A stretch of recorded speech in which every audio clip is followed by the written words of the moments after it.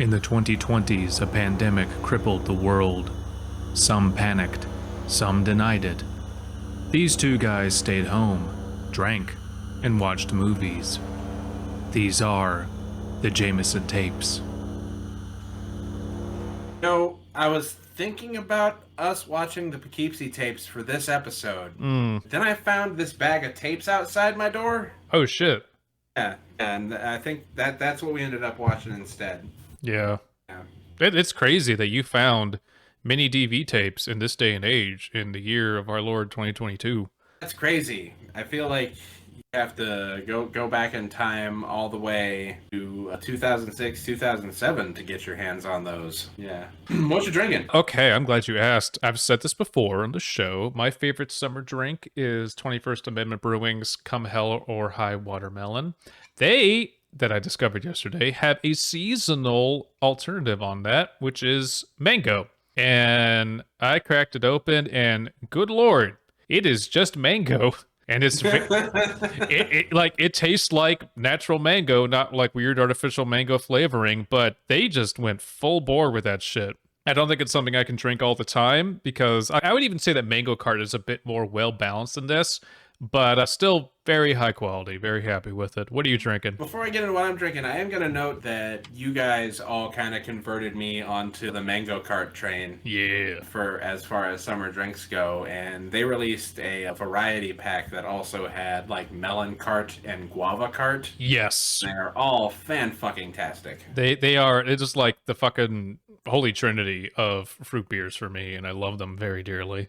But Alan is currently on his diet shit, and so I've been drinking hard seltzers. Wait, don't go yet. I've been drinking High Noon Sun Sips, and where they deviate from the hard seltzer melange is that it's made with real vodka instead of malt, as so many other seltzers are.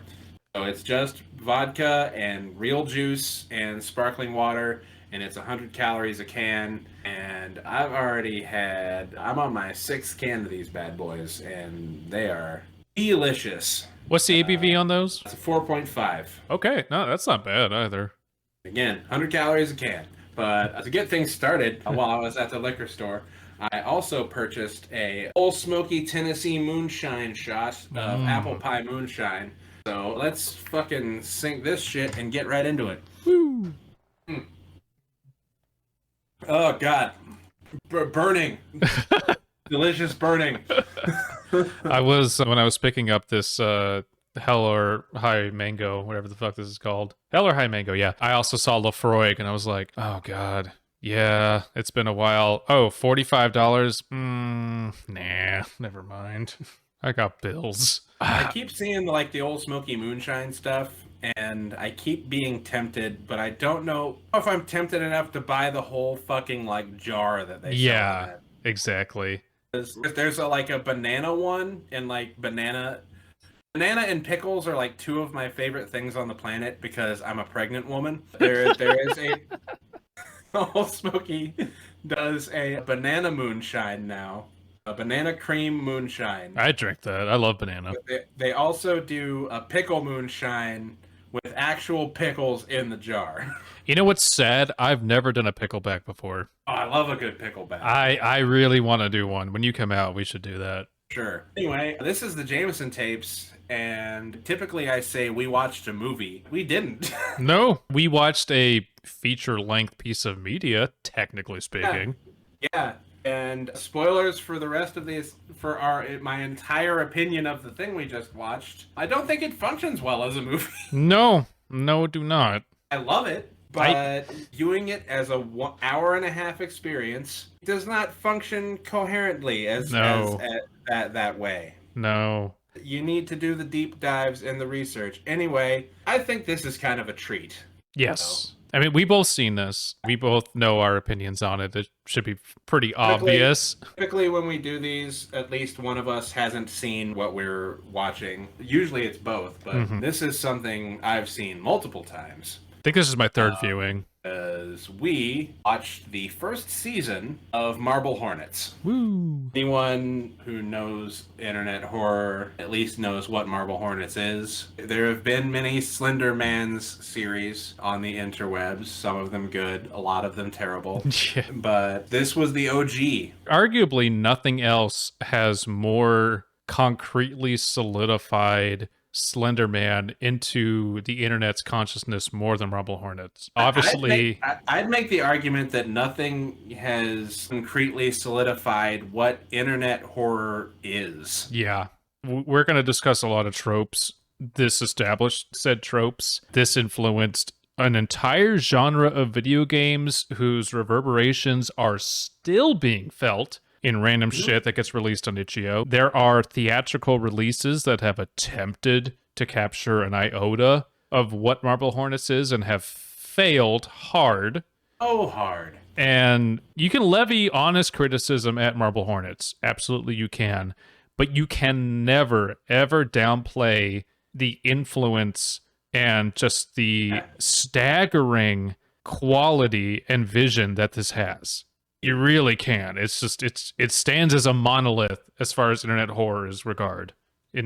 This came out, I think, like the date we saw was like 2009, 2010, something like that. Yeah. And it is 2022, and you can see the impact of Marble Hornets in media being released to this day. Yeah. Yeah. Like I would say, if I had to like give you the biggest, most quality productions of like the found footage genre, it would be in chronological order: The Blair Witch, Ringu, and Marble Hornets. I think like as far as like influence and public interest on how to decode something, you cannot beat any of those. And their effects on cinema and just art are like, you cannot escape them. If you've seen them, you see them everywhere. Without Marble Hornets, there is no Slender video game. No. Then there is no Five Nights at Freddy's. Right. Exactly. That's the baseline fucking comparison I can make. One of the Let's Play channels I follow, because I'm a fucking millennial, is John Wolf, and he gave like a ranking of like the most influential horror video games, and he put Five Nights at Freddy's pretty high, and a bunch of people gave him shit for it, and he was like, I'm not saying it's better, I'm saying it's influential. Five Nights at Freddy's has had a concrete, permanent impact on horror video games. But Five Nights at Freddy's would not exist without Slender. And Slender would not exist without Marble Hornets. It just would not. Fun fact, they did the sequel to Slender, the Slender the Arrival. Which I played. And the Marble Hornets guys were consultants on the second one. No way! That's awesome. You look at the opening credits, all their names are in there. I like Slender the Arrival. I really like the Only Place playthrough. Which is also funny because they legitimately get scared by it because it is like, again, it's a good video game because its source material is really strong and it has its flaws, like the source material has its flaws, but it is such a more innocent time in internet history where there was not the hypervigilance that there is today. That's the other big thing. Marble Hornets gave birth to ARGs. Oh, yeah, in a major way. The literal business model around making a YouTube channel and decoding other people's stuff. There were ARGs before Marble Hornets. Yes, you're right. The super fucking corporate ones. Yeah, what like I'm pretty sure I Love Bees was before Marble Hornets. Wasn't Year Zero by Nine Inch Nails before this, or was that after? Yes. Yeah. Sorry. I'm tickled because I'm currently working on a thing revolving around Year Zero. I've literally, for the past week, been recording audio for that. Interesting. I'm doing a deep dive on Year Zero because there is not enough of a deep dive on it on the internet, and it upsets me. No, yeah, strike that niche, man. Anyway, there was I Love Bees, there was Year Zero. I feel like I'm missing a big one. Probably. There. Like, didn't fucking, God damn it, Cloverfield have one or something? Yes, J.J. Abrams was in on that shit pretty early, with Lost specifically. Oh, true. So I think the ARG stuff is the best thing about Lost, which I watched a season and a half of and decided I was done. I watched 3 episodes and went, this is dumb. Why am I watching this? This is boring. It took me a season and a half to realize that all the intriguing questions they were asking were ones they didn't have actual answers to yet. Yeah, I kind of looked at that and went, I'm gonna go back and play Blood Rain 2. Bye. That should give you a measurement of how good my taste is in things. But I was like, I'm good, whatever. But yeah, ARGs, man. ARGs. And I would say, unlike its successors, Marble Hornets can be viewed outside of its ARG component and still be a very, very, very good found footage series. You don't have to watch through the arc. We're talking about how, like, maybe as like just a straightforward experience, it isn't as strong. But like counterpoint to that, Ebert apparently watched the first season of Marble Hornets and thought it was fucking brilliant. Good. He's had some bad takes in the past, but I'm glad he could at least recognize that. So let's, I guess, get into it more than we've already gotten into it. Now, this begs the question, is there a point? Because I can't imagine anyone in our audience does not know what Marble Hornets is and does not know what the story of Marble Hornets is. Is there really a point to going beat by beat for this plot? Because I don't think there is. I don't think there's a point to going beat by beat. I think maybe there's some merit to getting into our theories. Sure. The overarching of our theories and for this show in general is maybe don't go into abandoned houses anymore. You know what, guys? Urbex is really cool. Have protection, please. If you're 20, if you think you're invincible, you're not. You're not. Black mold doesn't care how old you are. Seriously. I know it's really cool. Ventilator mask. Just something. Oh, man. Be careful, everybody, because, man, okay. Gosh, where to start? Marble Hornets is ostensibly about young people failing at their dreams and blaming each other for it, which is, I think, a very relatable message and premise, especially, and I know, okay, we're not going to get into Marble Hornets. We're going to get into the meta-textual stuff around Marble Hornets. Everyone who saw Marble Hornets was like, I can do that, including both of us. Uh-oh.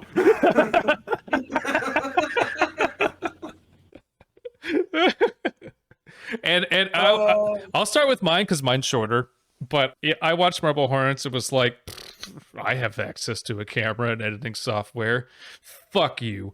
And so I made a cringy, terrible thing that is still up on the internet. And I'm not going to tell you where it is because anyone who knows, probably Beth, knows where it is and can find it. But I made my own stupid, half-assed ARG series, and it is up there. I am forever jealous of the Marble Hornets crew and wherever the fuck they shot on location, because Southern California is devoid of forests and random buildings that you can just go in. You can't do that out here. I had to really drive for where I fucking got footage. I don't have an excuse on that front except for that I don't have a car. Yeah. I'd probably be able to find good places to shoot here. Oh, yeah, definitely. I can fucking cut an embarrassing-ass video before this episode goes up of some shit from Alan's Slender series, which was called Noisy Neighbors 86. Because the premise of the creation of the channel was my main character, played by me, named Brian, recording sounds from his neighbors who are making too much noise, so he would be able to file a complaint against them. Oh. He was trying to get audio video proof of like the shit going on next door. And we had the Slender Man in my series, but I had a premise that involved it not actually being the Slender Man that was going to get revealed. But then I also found out that other people were doing the idea I had. So and also, my Slender Man was going to be a tulpa, and the reason it was present as the Slender Man is because our main character was aware of who the Slender Man was. You know what, though? That's a great idea. That's the type of idea of like, no one owns that. So yeah, I applaud that. I really do. Marble Hornets is such lightning in a bottle because 100%. There are parts of it where we were watching just now, we're like, wow, that was really bad. Like really, really bad. You shouldn't have done that. There's so many mistakes in there, but there's enough of quality presentation, and it was just at the right place and the right time which is 2009 on YouTube, of just like no one else did this. And, it's kind of the thing of like, if you ever feel bad about whatever like creative thing you're working on, like didn't hit, so much of what succeeded is just luck. Like it's just fucking luck. Do not feel bad about that. No one can really predict so much luck. of it is like you can throw so much shit against the wall. Eventually, maybe something will stick. Sure. I don't even think they expected this to be the thing that stuck to them. No, I'm pretty sure there's like recordings of them at conventions going like, yeah, we didn't know what we were doing. We just did it. And that is a reckless abandon you should take with your creative projects, because who knows? The original Something Awful post about like creating a cryptid was where this specifically spun off from. And it became so different from like the lore that was being established that they decided, oh, this isn't the Slender Man. We have to come up with our own name for it. Right. But this was created as something for the Something Awful forums. I feel older the more we discuss Marble Hornets. There's probably a reason my brain just lapsed into, hey, remember Nu Metal and 3 Days Grace? That's every episode of Jaymeson Tapes now, is just, what Nu Metal song can I link into what I'm watching? One of these days, it might be 5 years from now, it might be 10 years from now. Abysmii and I might be in our 50s. Yeah. We're gonna make us a fucking movie, and there's gonna be so much fucking Nu Metal on the soundtrack. It's gonna be the most dated piece of shit, but I'm not gonna care. Maybe that'll be the time when like what we're doing is considered like people nowadays trying to like make 70s and 80s slasher movies. Yeah. Maybe we'll be old enough that like 2000 slasher movies will be. No, it will. Will be in vogue. Like, really, the era of like Blade and, oh god, I'm drunk. What's it called? Fuck. Vampire thing with werewolves. Underworld. Like, that whole era is coming back. And I think everyone is not prepared for it, but that's coming back because it's been long enough. And it's going to be like, it's going to be that era of schlock, because it is schlock at this point. But we're just going to embrace it and not give a shit. I did see X, by the way. I have not seen X yet. I need to see X. It is quite good. Ooh, excellent. I very much enjoyed it. But talking about like other movies, things, yeah. Circling back, and the cat's knocking over my empties. So Marble Hornets. So Marble Hornets. Like, we can't go over the plot. Start with the premise, though. Sure. The premise is that our main character, who we now know to be Jay, asked his old friend from film school, Alex, hey, whatever happened to all those tapes from that student film you were working on? I found a bunch of them. What do you want me to do with them? Alex was just like, burn them. And this is not a scene of dialogue that happens. We get this all in text. Yes. So this is Jay pouring through tapes from a student film that Alex was working on. Called Marble Hornets. Called Marble Hornets. The name Marble Hornets doesn't mean anything.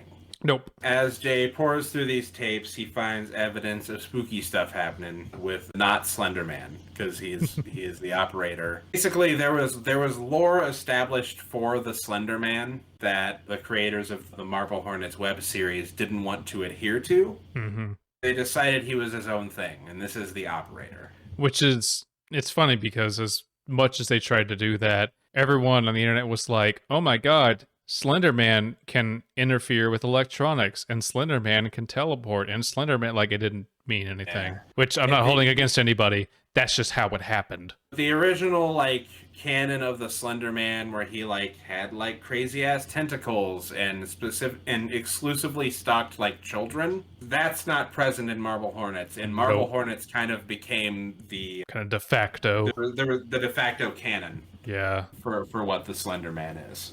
And a lot of people these days don't even know about the Something Awful posts. Like, they just know... They don't even know Marble Hornets. They just know what Slender Man is today. And... I can tell you right now that the fucking Travel Channel doesn't know. That's true.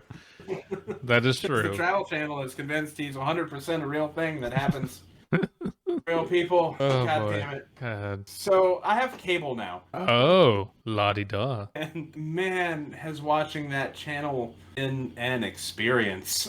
It's like if I'm ever in a hotel, I immediately go, do we have the travel channel? Oh, thank God. Ghost Adventures is on. Zach Baggins has like fucked that channel. He has. He He has has. fucked that channel. And I love it.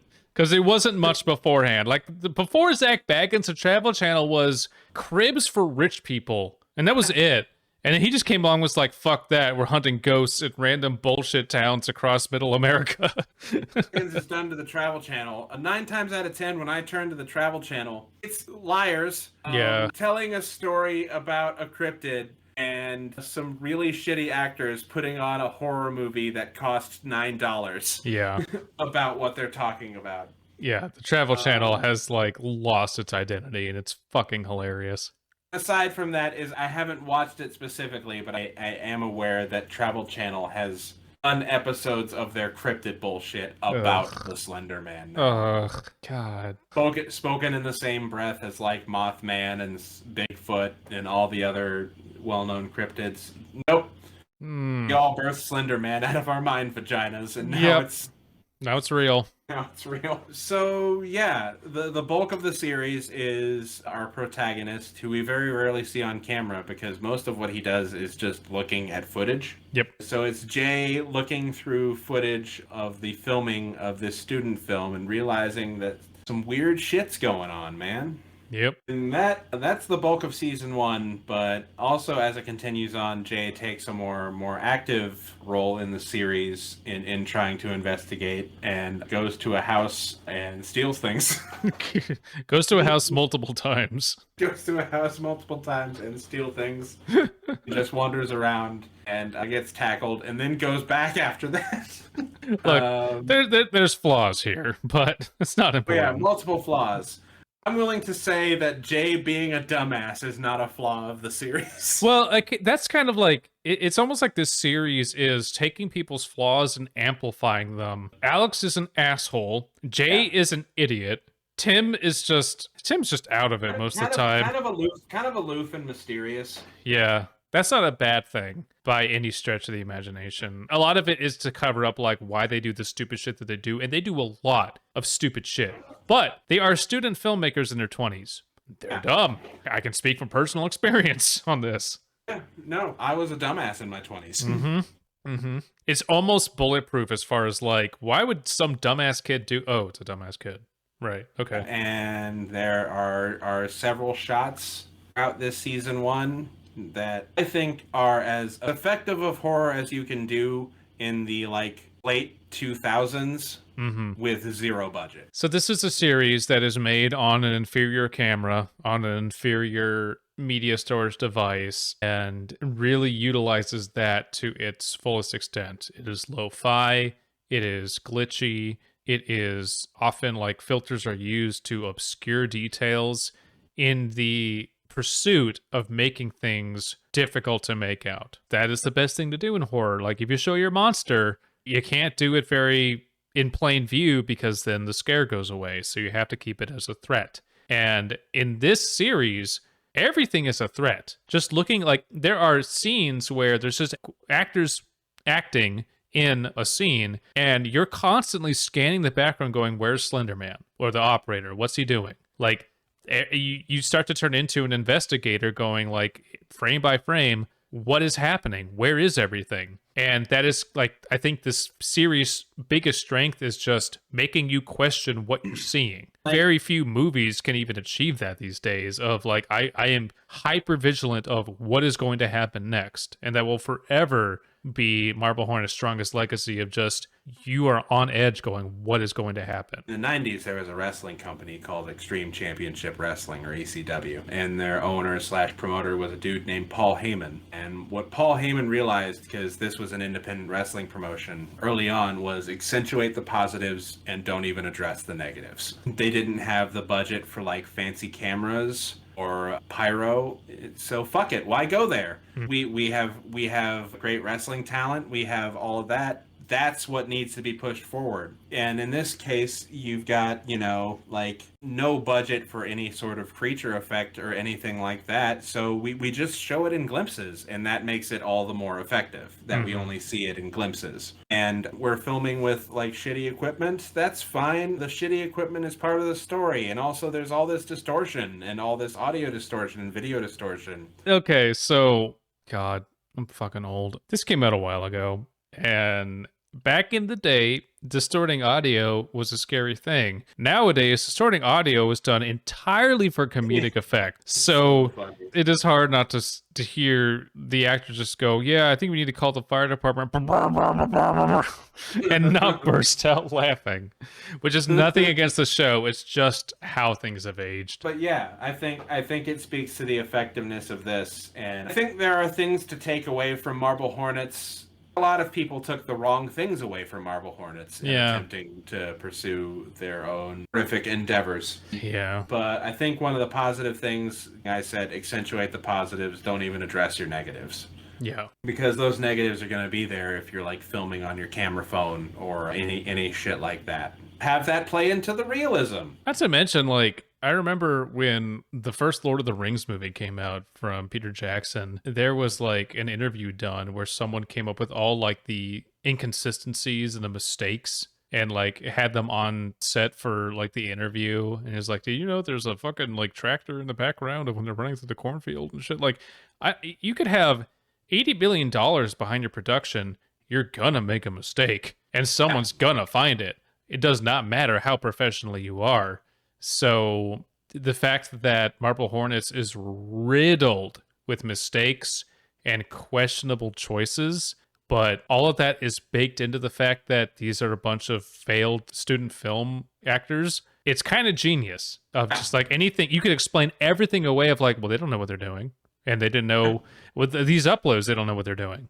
Whatever. Canonically, they just don't know what the fuck they're doing. Yeah, it's great. It's this wonderful, like, specter of incompetence, and from that incompetence breeds danger. It feeds into itself. It's really good. I feel we also need to address To the Ark. Yes, we do. Because if you want to talk about aspects of this show that became a trope, holy fucking shit. Oh boy. It's done effectively here, but going back to the thing I said about like maybe people taking the wrong things away from the success of Marble Hornets. Yeah. Stop ripping off To the Ark, everybody. Stop doing that.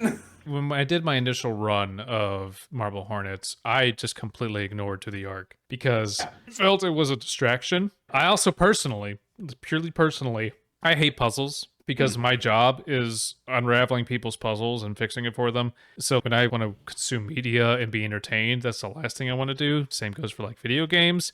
If there's a puzzle, I yell to Paprika to come in and fix it for me because she's really good at them. So like I looked at it and went, whatever, I don't care. Like ARGs, whatever. I respect them. I respect them when they're very well done and the work that goes into them. I just don't personally care. But the great thing about Marble Hornets was that you could view the ARG elements as a separate entity. They didn't have to be viewed alongside. Everything after Marble Hornets is like the ARG, that's front and center. Look at my binary code up in the top right whilst the story is happening. And I really don't appreciate that because it's so distracting. The other side of that, and where I'm coming from, is that Marble Hornets was so popular that by the time an episode dropped and I watched it, any To the Ark thing that got posted was already solved, and I could just go look at what it was. Yeah, and that's just the internet. Things cannot be a mystery anymore for the most part. I watched the To the Ark stuff, but I didn't have to fucking decode shit. Yeah, why bother? And again, I'm not knocking it. Like the fact that entire communities can organically grow out of that and just like be hyper vigilant and decode things, that's really cool. And I bet the creators love that happens. But for viewers like me, I'm just like, yeah, that's nice. If it adds something very important to the story, it should just be in the main content. I don't appreciate having to spend extra time to unlock something. If that's the creator's intention, totally get it. Not going to hold that against them, but I just want to watch something. There's a series that just wrapped up called The 10 Tapes, which I can tell a lot of effort was put into it. The acting is reasonably well done. It was mostly done on TikTok. Oh wow, okay. But so so so so very much of the progression of the series had to do with codes and shit like that. And I'm prepared to eventually watch a summary of the series when that comes out. Mm-hmm. I'll probably enjoy that. But like taking a small dive into it and looking at what was going on, I was like, nope. And like I don't know. I think ARGs are a young man's game at this point because yeah, it's oh man, so much of this episode is me feeling old. I was playing. I picked up Mario Tennis, and I was like, this is a fun game. And then I went to the online multiplayer, and it got my ass handed to me so thoroughly that I legit had like an existential panic attack of like coming to terms with my own age of that's cute, Abysmii. You picked up a video game that's like a month old. Everyone's fucking cracked this video game and everyone is already the best at it possible. That is life now. And I like had to take a night of, you know what, that's okay. I don't have to be good at video games anymore. I have a full-time job. I have a lot of responsibilities. That is okay. It's okay. But like literally, like that is so much of this shit. Like it's like there's a new ARG out. Cool. Someone else can solve it. I don't have time. I'm sorry. I have other shit that's important to me. Doing podcasts is one of them. Making music, whatever. I'm currently in my free time playing a game called Rumbleverse. Oh yeah. Which is a free-to-play battle royale. No one leave yet. It is a professional wrestling battle royale. Mm-hmm. In the same vein as Fortnite, only it's like all melee and grappling. Sure. Professional wrestling stuff. And I've been playing it for a couple weeks now. If you want to know if I have ever won a match of Rumbleverse, no. And I am able to walk away from that game after a night of playing it satisfied, oh, I got 5 eliminations in that match. That's cool. Because I secure in the knowledge that I have other shit I need to be doing. Really, though, yeah. It's a young man's game. Like, the fucking kids who are out of school because it's summer and have nothing better to do, they get to do all this. I do not. I don't have that time. And that's all right. What were we talking about? Marble Hornets?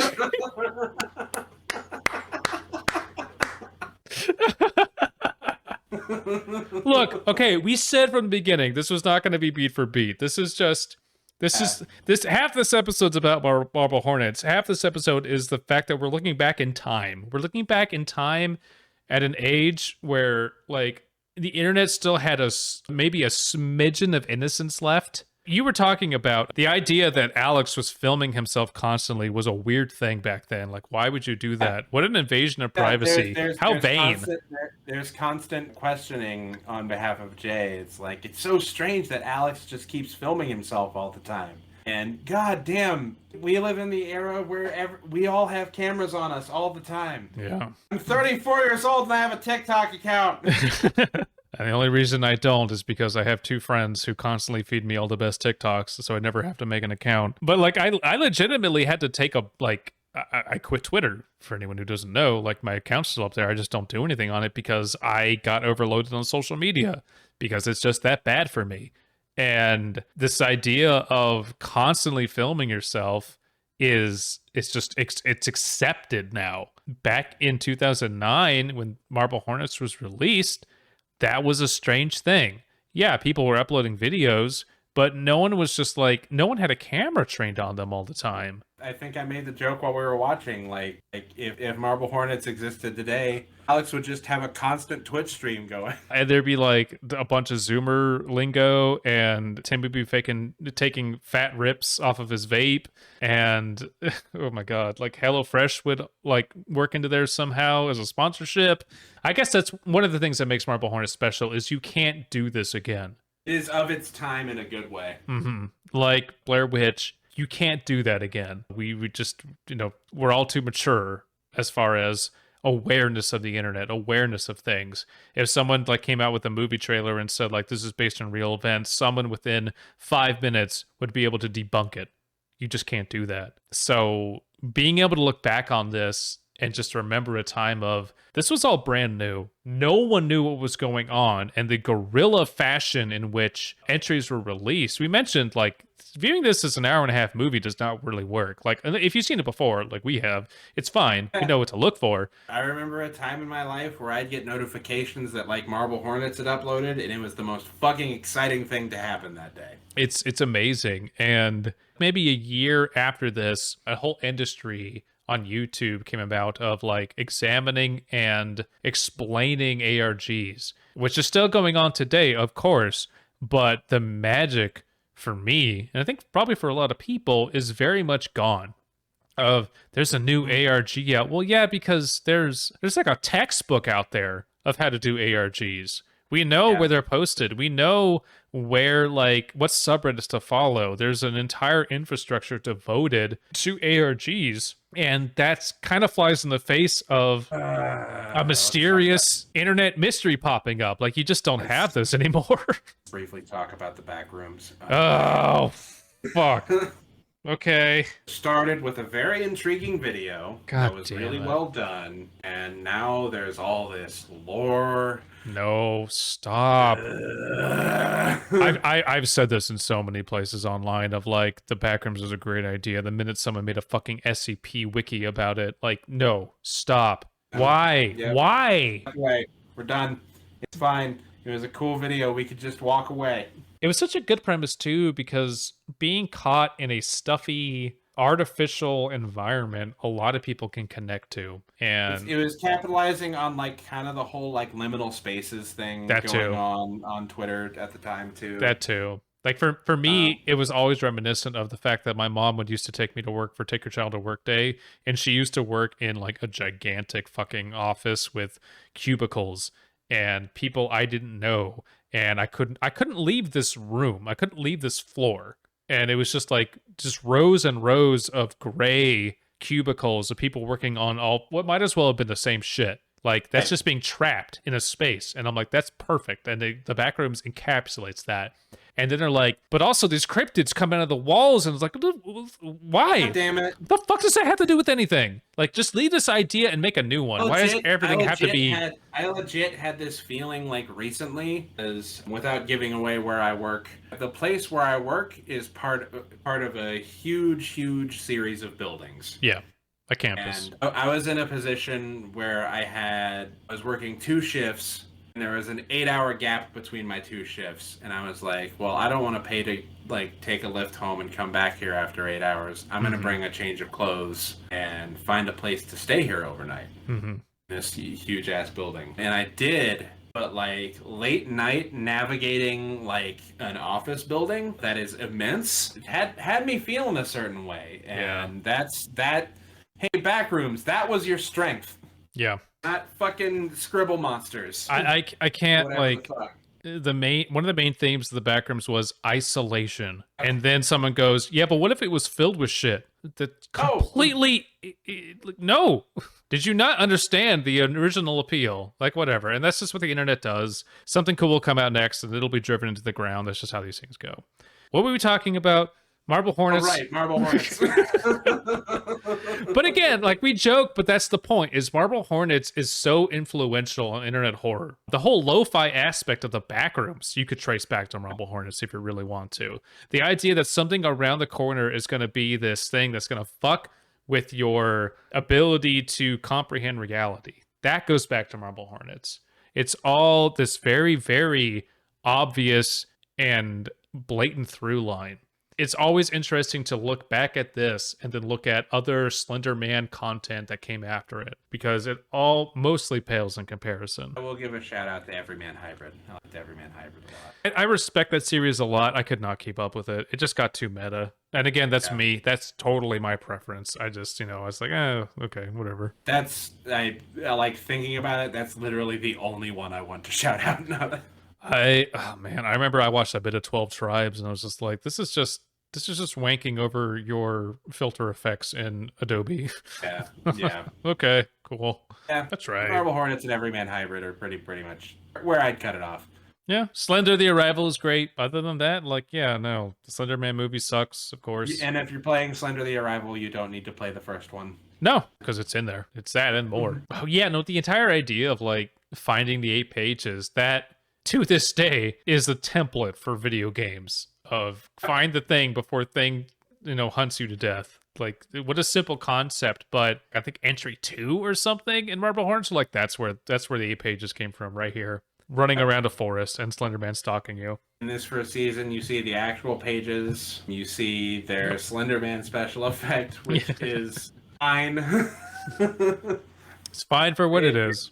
It gets better in later seasons. Season 1, it's just okay, and it gets a little recursive. There's like 3 entries in season 1 of Jay going back to the house. And that's just progressively going, Jay, stop. Yeah. This house is half demolished and it was also burned. It gets worse for him every time he goes back. Yeah, which, you could you could do an interpretation there of just the nature of obsession and unhealthy addiction to things. That's definitely in there. I really like the fact that season 1 ends with Alex trying to move on and his own personal demons and his obsession infecting the people close to him, and that he can't really escape it. And I would never say like, oh, Marble Hornets should have stopped at season 1, but season 1 ends perfectly. They could have just stopped the whole thing there. It does have an effective ending with a good shot of old Slendy. It will come in as much as I previously ragged on the special effect itself. I mentioned the whole accentuate the positive, hide the negatives thing. Mm-hmm. The way we only get glimpses of the Slenderman is done really, really, really well. And if it's the first time you've seen it, it's perfectly effective. I remember a couple years ago, like Paprika had never seen any of this. She just heard of it. Yeah. And I was like, you want to just like watch a few entries because we can just literally do that. And she couldn't make it past like 4 because of how effective it was. And it's just not her type of horror, which is perfectly valid. And I think that really that speaks to Marble Hornets' strengths. The average person is not prepared to consume what Marble Hornets is. It is lo-fi, it is guerrilla, it is shocking, it is unnerving, and it's not even in the whole like, and everyone's expecting jump scares of thing flashes on screen, loud sound effect happens. That's not what Marble Hornets does. It is like, oh shit, there it is. And I've been lulled into a sense of security of this undercurrent of white noise that I got used to, so I just don't even recognize it anymore. That's how effective and genius this shit is. So when we did the Bye Bye Man, I had discussed the idea that it would like bore me and then put out a jump scare. Sure. Where like it's like, oh, I'm starting to nod off. Oh, there's a jump scare. Marble Hornets, as it progresses as well, it's hooked me. Yeah. Even in the moments where it feels like it's boring or nothing's happening, I'm so hooked and focused on it that it's able to get me in that way. Yeah. And that's, hey, it took us a few episodes, but we've finally broken down how to do an effective jump scare. Get us interested, get us invested, and then that's how you really fuck us. I think that's just cinematography or like filmmaking 101 is if you get people invested, if you have their attention, they're at your whim. You can really do whatever you want with them at that point, and that's the beauty of cinema. It's manipulation of your audience, but you can't manipulate an audience you do not have control over. And Marble Hornets achieves that because it was released at the right time in the right format. That is very, very difficult to do. We will not see another Marble Hornets for a while. It'll probably happen on TikTok. It'll happen on whatever the current form is. Back in 2009, it was YouTube. Who knows what it'll be when it next happens? I don't know. But I am excited to see it. Who knows? By the next time it happens, Abysmii and I might be old men trying to secure the rights to Disturbed songs to put in our movies. Universal, I want to make a $10 budget film. Can you please give me the rights to Stupefy? I need it. You know what? If I'm 50 and we're still doing this show and I'm trying to make horror movies, I count that as a win. I have nothing negative to say. If that's where I'm at, cool. Cool. No, I'm living my best life at that point. Not giving what a fuck. Okay. I think we're at that point where, number 1, oh God, Can you even ascribe a spider room moment to Marble Hornets season 1? I can. Okay. I was thinking about it a lot while it was happening. My spider room moment is going to be Tim just finger fucking the shit out of a notebook. Okay, fair enough. I think mine is Jay going over what he stole from Alex's house with a blacklight for no reason. I got a blacklight on this. Why? It's more spooky that way. Also, I robbed a man. Tim, who is a minor character in this first season, Right. who was involved in the filming of, who's an actor in the filming of the student film. Yes. Jay meets up with him to talk to him. Doesn't have the camera on his face. I don't even know if Tim is aware he's being filmed. I don't think he is. Because Jay is a dumbass. But, so the camera's not on his face and it's just on his hands, and he just won't stop fiddling with a notebook. They're like the sexual tension of that, of just like constantly fidgeting is so apparent. Tim finger blasting a notebook is my spider room moment. All right, well, what cocktail do we make out of yeah, this? How do you even do qualifier. this? You need to make something that's cheap, but good. But good. Ooh. Well, that's that golden triangle: cheap, good, and fast. We can do cheap and good. We can't do fast. This is tough. Is this a fast drink or a slow drink? I guess is the first question. Given Marble Hornets release schedule, it can take some time. Right. God, this is tough. I really do not know where to start. Okay. The overall experience I had rewatching this with you was very nostalgic. Yes. And warm. Yes. So I'm going to say we need to do a toddy. Oh, okay. We haven't done that yet. So I'm going to say we could do a black tea toddy. Interesting. And I'm going to say, as someone who's had cheap brandy and expensive brandy now, I taste no difference. So fair enough. I'm going to say a cheap brandy toddy. You know what? And where we want to go from there. You know what? Yeah, no, brandy industry, step up your game. Yes. Because I've had like Christian Brothers and I've had other brandy and there's no difference. And you're supposed to be this like ultra exclusive VSOP bullshit and all of your shit tastes the same. So a black tea and brandy toddy. Okay. Let's throw some spices in there. Maybe some cinnamon and some star anise. Ooh, okay, so star anise, definitely powerful, so that makes sense. So cinnamon, star anise, and maybe some cloves. Yeah, the marble toddy. Marble toddy. That sounds great. That fits. That fits very well. Yeah, I think we did it. Shit. Cool. Okay. I will consider drinking this in the colder months because it's too fucking hot for this right now. Yeah, it's way too hot for that right now. Oh my god. I don't know. Maybe by the time this episode comes out. Maybe, yeah. Well, thank you everyone for joining us on our nostalgic trip on the Jaymeson tapes. Hit us up on fucking Twitter with hashtag Jaymeson tapes and any other social media site you can think of, and comment down below. Let us know if there's anything else you want us to watch. Let us know if you'd be interested in hearing us on into season 2 of Marble Hornets. Yeah, we got them. Got them.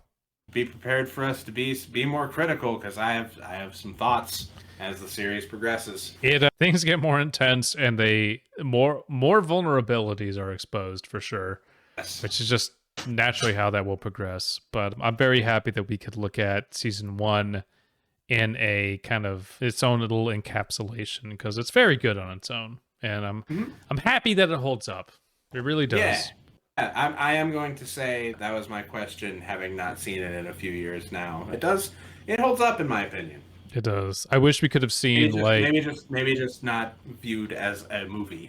Or like, I think if the To the Ark stuff was left out, like it would have made a little bit more sense for people who don't have that context going in. But even then, it is so archetypical of internet horror that you can't not be influenced by it, and I will forever praise it for that, I think. Okay, right, good episode. You want to watch the Keep These Tapes next? Maybe. I'll think about it.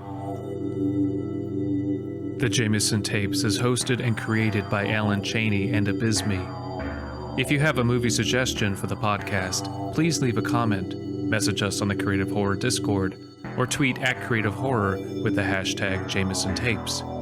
Creative Horror is a network of creators working together to build a constructive community of horror fans. Please visit us at creativehorror.com.